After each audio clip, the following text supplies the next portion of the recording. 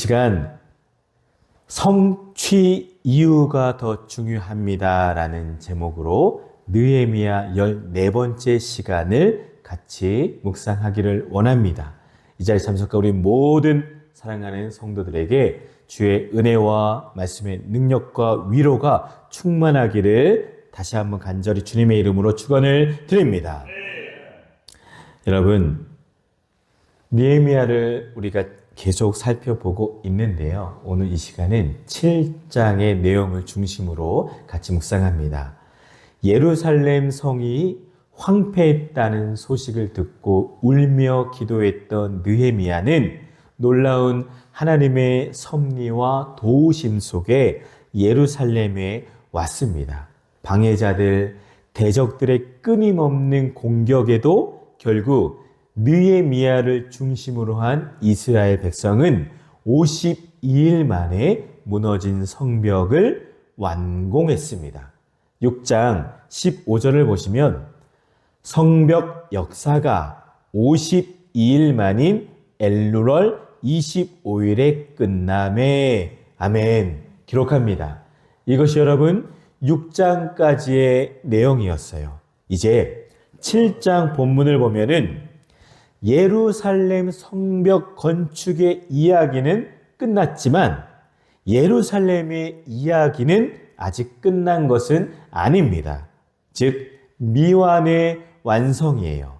성벽이 세워졌지만 하나님 나라의 회복은 아직 완성되지를 않았습니다. 그렇다면 여러분, 성벽이 완공된 것은 어떠한 의미일까요? 완공된 성벽은 무너져 버렸던, 망해 버렸던, 황폐해 버렸던 하나님 나라가 다시 회복되기 시작했다라는 것을 뜻합니다. 예루살렘은 유다의 정치적인 중심지 그리고 종교적인 중심지이기도 했습니다. 각종 절기와 의식 그리고 모든 예배가 예루살렘에서 이루어졌고 오직 예루살렘 성전만이 하나님의 임재를 확인할 수 있는 곳이었습니다. 그러나 무너져 버렸잖아요. 파괴된 예루살렘에서는 귀환하는 백성들이 정착할 수도 없었고 심지어 우리가 가장 소중하고 중요한 예배, 하나님께 예배를 드릴 수도 없었습니다. 따라서 예루살렘 성벽의 재건 공사가 완료되었다라는 것은 유다인들에게는 무너진 신앙을 다시 회복하고 잃어버렸던 재단을 다시 쌓게 되는 동기가 되었습니다. 예루살렘의 회복을 의미하는 성벽 재건 공사는 그것을 반대하던 자들은 물론 인접한 국가들에게까지도 살아계신 하나님의 역사와 능력과 도우심에 대하여서 하나님을 믿지 않는 이방인들도 하나님에 대하여서 두려움을 갖게 하였습니다.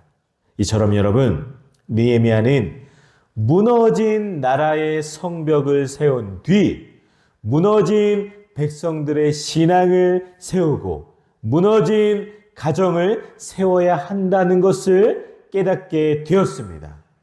유다 사람들의 문제는 단순히 무너진 성벽만이 아니었습니다. 흔히 이런 착각을 하죠. 성벽이 완성되면은 모든 것이 저절로 회복될 것이라는 생각을 하게 됩니다. 이러한 생각은 여러분 착각입니다. 온전한 성벽의 완성을 위해서는 무너진 신앙과 무너진 가정도 다시 재건해야 할 줄 믿습니다. 그러기에 각자가 해야 할 소중한 일들이 있습니다. 오늘 본문인 느헤미야 7장 1절에서 4절은 예루살렘 성벽 완성된 이후의 이야기를 다루고 있습니다. 무너졌던 성벽이 세워졌고 공동체는 안전한 도시를 되찾았습니다. 하지만 느헤미야는 여기서 멈추지를 않습니다. 그는 회복 그 이후, 성취된 그 이후를 준비합니다. 성벽을 완공한 느헤미야는 그 후 어떠한 일을 했는지 이제 성경을 같이 살펴보면서 진행하기를 원합니다. 우리 1절을 보실까요? 7장 1절입니다. 성벽이 건축됨에 문짝을 달고 문지기와 노래하는 자들과 레위 사람들을 세운 후에 아멘. 자, 여러분, 성벽을 건축할 무렵에는 성 안에는 사람들이 그리 많지 않았습니다. 많이 살지를 않았고 변변한 집 한 채 없었습니다. 그런데 이제 성벽을 완성하고 문도 달았어요. 그때 느헤미야가 가장 먼저 한 일은 성경을 보니까 그곳을 지킬 문지기를 찾는 일이었습니다. 문지기를 찾았습니다. 여러분, 문지기면 충성스럽고 믿을 만한 사람이어야겠지요? 우리 교회가 이전하면서 밭도 있고 뒤에 산이 있으니까 우리 장로님께서 진돗개 한 마리를 잘 지켜라 하면서 데려다 놓았어요. 그런데 이놈이 사람한테는 안 짖어요. 그게 문제예요. 밤에 동물들 오면은 막 짖는데 낮에를 보면은 낯선 사람이 와도 꿈뻑꿈뻑하며 꿀먹은 벙어리처럼 가만히 있습니다. 문지기의 역할을 잘 못하는 거죠. 문지기라면은 누구가 오는지도 잘 확인을 해야 되지 않겠습니까? 느헤미야는 성문을 지킬 충성스러운 사람들을 세우고 있습니다. 여러분, 왜 충성스러운 사람이어야 할까요? 바로 성전의 문을 잘 지키지 않으면 적들의 침략을 당하기 때문입니다. 성을 함락하는 당시에 일반적인 방법은 성문을 불지르고 침입하는 방법이었어요. 따라서 불에 타버린 문짝을 유다 사람들이 다시 달았다라는 것은 곧 이제 공사의 완료와 함께 적의 침입에 대한 방위 태세가 갖추어졌음을 뜻합니다. 한 나라의 국력은 곧 군사적인 능력에 있고 이는 또한 정치적인 실권과 연관이 되어 있습니다.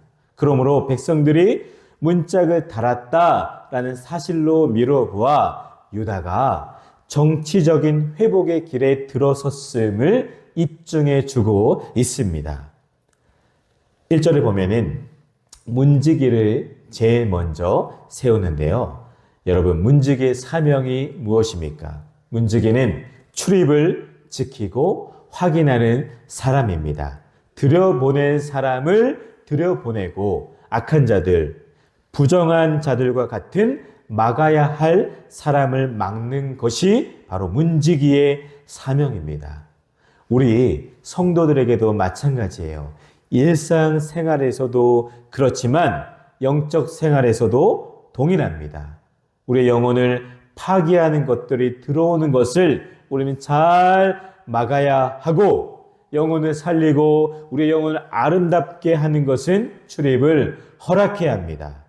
여러분, 우리의 신앙도 문지기가 없으면 작은 깨어진 틈을 타고 들락날락하며 우리의 영혼을 파괴하기에 성벽을 지키는 일이 중요한 것을 꼭 기억하시기를 바랍니다. 느헤미야가 두 번째로 한 일은 첫 번째는 문지기를 세우는 일이었고 두 번째는 예배자를 세우는 일이었습니다. 말씀 보면은 노래하는 자와 레위 사람들을 성전 문지기로 세웁니다. 노래하는 자와 레위 사람은 여러분 싸우는 사람들이 아니잖아요. 하나님의 방법은 특별하고 새롭습니다. 모두 예배를 위해 봉사하는 사람들이 성전 문지기로 하나님은 사용하셨습니다. 예배 봉사자들이 성의 문을 지킨다는 것은 적어도 이 성에 들어올 수 없는 사람이 누구인지를 가장 잘 나타냅니다. 여호와 하나님을 적대하는 자들은 이 도성에 결코 들어와 살 수 없다라는 것을 분명히 보여줍니다.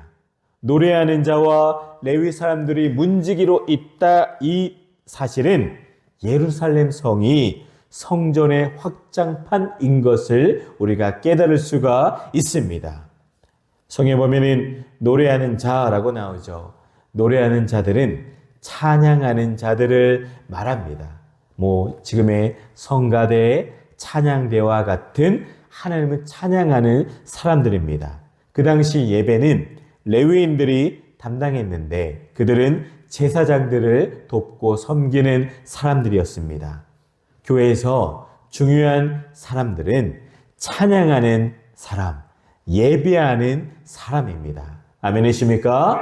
아멘. 나머지 일들은 그 다음입니다. 그런데 우리는 가끔은 나머지 일들에 더 집중하고 예배와 찬양하는 일에 소홀할 때도 있습니다. 사랑하는 여러분, 예배하는 일, 그다음에 하나님을 찬양하는 일에 더 우선순위를 두고 최선을 다해 하나님을 예배하시기를 바랍니다. 요한복음 4장 23절, 아버지께 참되게 예배하는 자들은 영과 진리로 예배할 때가 오나니 곧 이때라. 아버지께서는 자기에게 이렇게 예배하는 자들을 찾으시느니라. 아멘. 이 말씀처럼 하나님이 찾으시는 자는 예배하는 자들입니다. 저희 여러분들이 하나님이 찾으시는 귀한 예배자들이 되시기를 바랍니다. 예배와 찬양, 성만찬, 말씀 듣는 일보다 교회 안에서 더 중요한 일은 없습니다. 이것들만 우리가 제대로 행해도 교회가 부흥하고 성장하며 하나님의 영으로 충만해질 줄 믿습니다.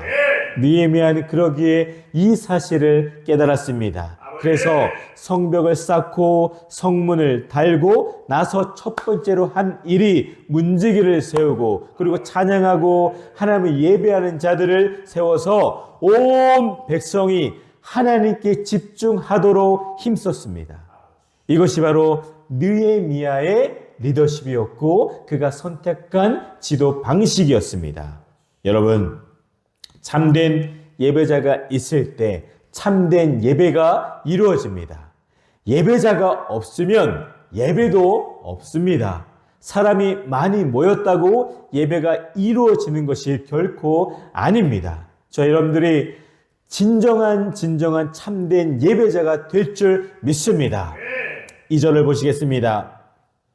내 아우 하나니와 영문의 관원 하나냐가 함께 예루살렘을 다스리게 하였는데 하나냐는 충성스러운 사람이요 하나님을 경외함이 무리 중에서 뛰어난 자라. 아멘.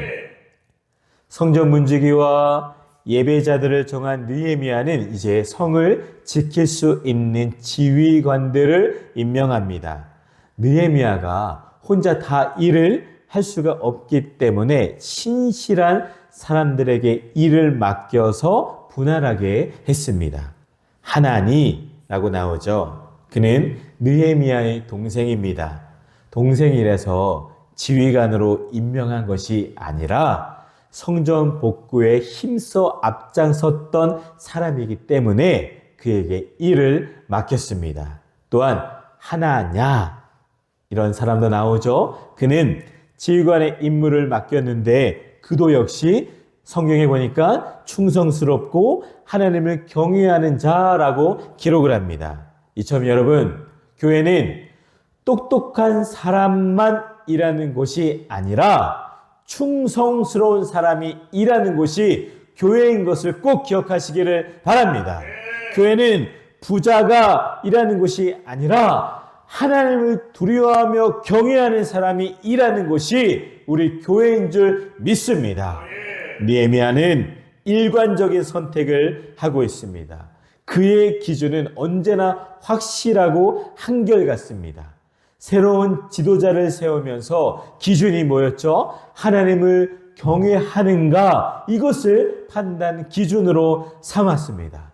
지도자부터 성전 문지기까지 이 성은 하나님을 사랑하고 하나님을 경외하는 사람들의 성이라는 것을 보여줍니다. 그러면 여러분, 문지기와 노래하는 자들, 예배하는 자들, 성 안에 있는 이들이 해야 할 일이 그러면 무엇일까요? 자, 3절을 보시겠습니다. 3절 보시면 내가 그들에게 이르기를 해가 높이 뜨기 전에는 예루살렘 성문을 열지 말고 아직 파수할 때에 곧 문을 닫고 빗장을 지르며 또 예루살렘 주민이 각각 자기가 지키는 곳에서 파수하되 자기 집 맞은편을 지키게 하라 하였노니. 아멘. 즉, 이 모든 사람들이 해야 할 일이 무엇입니까? 바로 성 안에 있는 모든 사람은 다 성을 지켜야 한다라는 명령입니다. 그러게 느헤미야는 예루살렘 성문을 해 뜰 때까지 열지 말고 문지기에게 지키게 했고 단단히 빗장을 걸어놓고 예루살렘 주민들로 경비를 세우게 했고 지정된 초소와 자기 집 앞을 지키게 했습니다. 그러니 여러분, 개인, 가족, 지도자 할 것 없이 성문을 지키는 일에 모두가 다 함께 해야 한다라는 것이었습니다. 누구 하나 소홀히 하면 안 됩니다. 하나님 나라의 백성들이 각자의 위치에서 사명을 감당할 때 승리할 줄 믿습니다. 문제는 주의를 기울이며 철저하게 성문을 지켜야 합니다. 이것은 영적 삶의 원리에도 적용이 됩니다. 여러분, 마귀는, 사탄은 늘 우리를 넘어뜨리고 아주 오는 사자처럼 우리를 집어삼키려고 애씁니다. 그러니 여러분, 철저하게 나의 이 믿음의 문을 막지 않으면 언제든지 적들이 쉽게 들어옵니다. 개인이 무너지면, 개인 한 사람이 무너지면 그 공동체 전체가 무너질 수 있음을 반드시 깨달으시기를 바랍니다. 그러니 이제 새롭게 세워진 우리 주양교회 무너지지 않으려면 한 명 한 명이 주의 군사가 되어서 있는 집 앞에서부터, 즉 내가 나의 삶의 그곳에서부터 더욱더 열심히 최선을 다해 말씀과 기도로 깨어 있어 무장하여 늘 적들의 공격 앞에서 방어하고 지키는 파수꾼의 역할을 해야 한다는 것을 꼭 기억하시기를 바랍니다. 느헤미야가 이처럼 철저하게 성을 지키고 그들의 마음을 경계하게 하는 이유는 무엇입니까? 4절을 보시겠습니다. 7장 4절.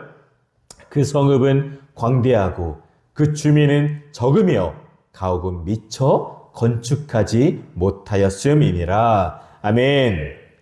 여러분, 뭐죠? 성이 광대한 데 비해서 그 안에 거주하던 사람들이 많지 않았기 때문이에요.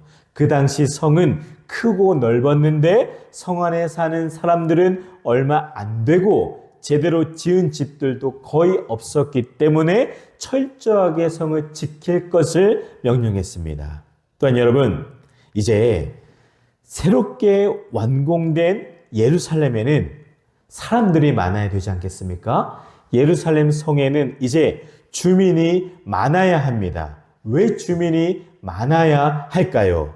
바로 예루살렘 성벽이 재건됨으로써 예루살렘 그 성을 지키고 유지해 갈 만한 인구가 필요했습니다. 아무리 성벽이 견고히 쌓았다 할지라도 성을 지킬 만한 충분한 사람이 없으면 아무런 의미가 없죠. 더구나 예루살렘 성 안에는 하나님의 성전이 있습니다. 성전은 이스라엘 사람들의 생명과 삶의 핵심이며 모든 가치의 원천입니다. 성전이 없으면 예루살렘도 없습니다. 예루살렘이 없으면 유다도 없습니다. 그리고 하나님의 언약도 메시아도 인류의 구속도 없습니다. 이처럼 예루살렘 주민이 많아야 할 이유는 안보상의 이유와 종교상의 이유 때문입니다. 이 예루살렘 성의 거주할 주민을 많게 하기 위하여 느헤미야는 어떠한 일을 했을까요? 5절부터 72절을 보시면 포로에서 돌아온 사람들의 명단과 숫자가 기록이 되어 있습니다. 느헤미야는 탁월한 행정가이며 지혜로운 신앙인이었습니다.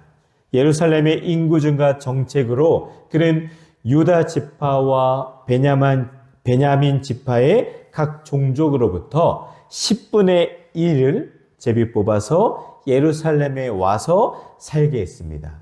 느헤미야는 예루살렘의 인구 정책에 있어서 성경의 원리, 11조의 원리를 적용했습니다. 예루살렘은 하나님의 도성이며 10분의 1은 하나님의 것입니다. 이처럼 국가의 정책이 하나님의 말씀에서부터 나온다는 것은 복된 일이죠. 우리나라도 새롭게 시작할 때 하나님의 말씀으로 기준을 해서 온전한 정치를 할 수 있도록 기도해 주시기를 바랍니다. 상 여러분, 하나님의 집은, 하나님의 성은 반드시 채워져야 합니다. 누가복음 14장 23절 내 집을 채우라 라고 말씀하십니다. 모든 형태의 하나님의 집은 채워져야 할 줄 믿습니다. 먼저 우리는 우리의 가족을, 우리의 가정을 예수 믿는 구원받은 자들로 채워야 할 줄 믿습니다. 사랑하는 여러분, 우리 가족 중에 아직도 예수님을 믿지 못하는 가족들이 있다면 기도하며 안타까운 심정으로 주의 복음을 꼭 전해주시기를 바랍니다. 그래야 예수 믿게 하여 함께 가족으로서 하나님 나라의 백성으로 살아가야 할 줄 믿습니다. 그리고 또한 우리 사랑하는 주양교회, 우리의 교회를 많은 자들로 채워야 합니다. 주양교회, 그리고 이 땅의 모든 하나님의 교회는 죄로 인해 죽어가고 있는 영혼들을 살리고 이웃과 민족을 구원하기 위하여 모든 하나님의 교회들은 수많은 영혼들로 믿는 자들로 채워져야 합니다. 그 일을 위해서 더 힘쓰는 우리 교회가 되시기를 바랍니다. 하나님은 예루살렘 성안, 아직 채워지지 않은 땅에 거룩한 자기 백성을 살게 하실 겁니다. 그때 어떠한 사람들이 이 거룩한 성에 들어와 살게 될까요? 바로 하나님을 경외하고 예배하는 백성이 이 성에 거하게 될 겁니다. 하나님 앞에 충성스럽고 하나님을 경외하는 수많은 하나니들, 수많은 하나냐들이, 그리고 수많은 노래하는 자들과 예배하는 레위인들이 이 하나님의 거룩한 성을 채울 겁니다. 이것이 바로 느헤미야의 마음이었고 결국 하나님의 계획이고 하나님의 마음이었습니다. 그렇게 하나님 나라 영토가 거룩한 백성으로 가득하게 되는 것이 하나님 나라의 진정한 완성인 것을 꼭 기억하시기를 바랍니다. 말씀을 정리합니다. 느헤미야는 성벽을 세운 이후 든든히 일할 지도자들을 세웠습니다. 우리도 성취 이후, 회복 그 이후의 자리에 있을 때 거기서 여러분 결코 멈추지 마시고 하나님 앞에서 그 다음 단계를 준비해야 합니다. 회복 이후에는 어떻게 해요? 문을 지키고 신실한 자들을 세우고 나의 자리에서 충성하며 하나님을 경외하며 하나님의 교회의 그 예배의 자리를 채워야 합니다. 그 일에 순종하며 함께 일하는 우리 모두가 되시기를 예수님의 이름으로 간절히 축원을 드립니다.